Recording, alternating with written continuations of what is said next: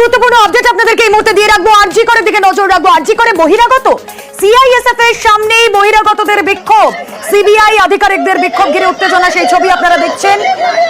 উত্তেজনা হাসপাতাল চত্বরে, হাসপাতালের কেউ নন বিক্ষোভকারীদের মধ্যে যারা রয়েছেন, যাদেরকে দেখছেন তারা হাসপাতালের কেউ নয়, সিবিআই আধিকারিকদের কর্ডন সিআইএসএফ এর। আরো একবার এই বহিরাগত শব্দটা আরজি করে চলে এলো। যে ছবি আপনারা দেখছেন আরজি করে বহিরাগত, এই প্রশ্ন তুলছি আমরা কারণ সিআইএসএফ এর সামনে যে কজন বিক্ষোভ দেখাচ্ছেন, সিবিআই আধিকারিকদের ঘিরে যারা বিক্ষোভ দেখাচ্ছেন তারা কেউ হাসপাতালের নন, এমনটাই দাবি সিবিআই আধিকারিকদের কর্ডন সিআইএসএফ এর। কি চলছে সেখানে একবার শোনা যায়।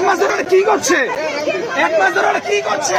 এতদিন সময় লাগতে পারে না, এতদিন সময় লাগতে পারে না। নাম জেনে কি বলতে ধরো, তুমিও তো ধরো, আমি কোনো আসামি আছে বল, আসামি আছে বল, বলবি তো আসামি আছে নাকি বল না, তুই বল খালি আসামি আছে মধ্যে। এক মাস ধরে কি করিস তোরা? হ্যাঁ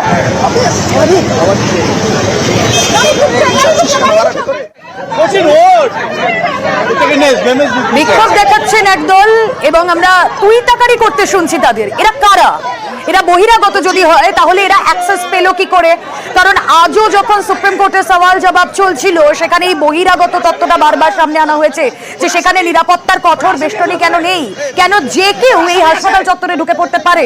সেই ছবি আপনাদেরকে দেখাচ্ছি। আমাদের প্রতিনিধি রৌনক এই মুহূর্তে রয়েছেন ঘটনাস্থল থেকে। রৌনক, যে ছবি আমাদের দর্শকদের দেখাচ্ছে নিউজ 18 বাংলা স্ক্রিনে, যে ছবি এখন যাচ্ছে, এরা কারা, কি জন্য তারা সিবিআই আধিকারিকদের ঘিরে বিক্ষোভ দেখাচ্ছেন?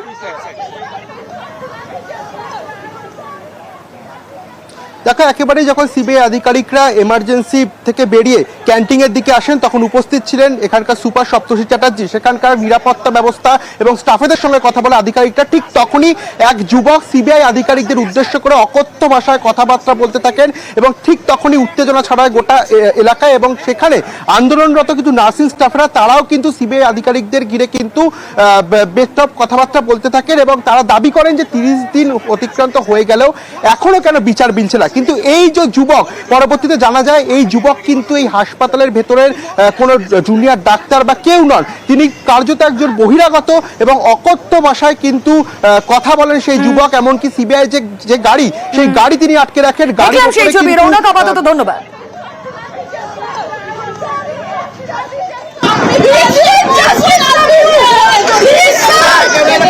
Please, justice,